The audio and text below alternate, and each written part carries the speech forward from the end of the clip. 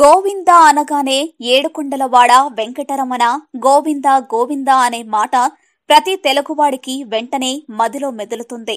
శ్రీవారి సన్నిధి కోసం ఎదురుచూసే సమయంలో భక్తుల గోవిందనామ స్మరణతోనే ఆలయం ప్రతిధ్వనిస్తూ ఉంటుంది.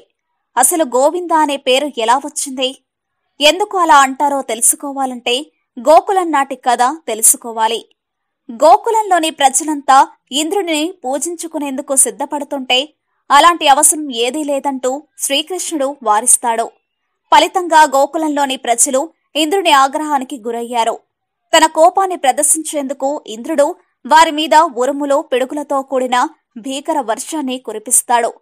అటువంటి పరిస్థితుల నుంచి జీవులను రక్షించేందుకు గోవర్ధనగిరిని తన చిటికెను వేలుతో ఎత్తిపట్టుకుంటాడు కృష్ణుడు.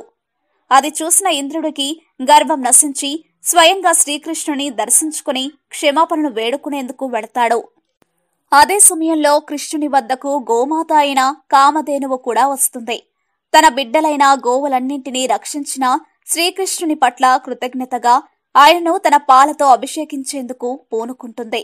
ఆ దృశ్యాన్ని చూసి పరవశించిపోయిన ఇంద్రుడు తన వాహనమైన ఐరావతాన్ని కూడా గంగాజలంతో కృష్ణుని అభిషేకించవలసిందిగా ఆజ్ఞాపిస్తాడు.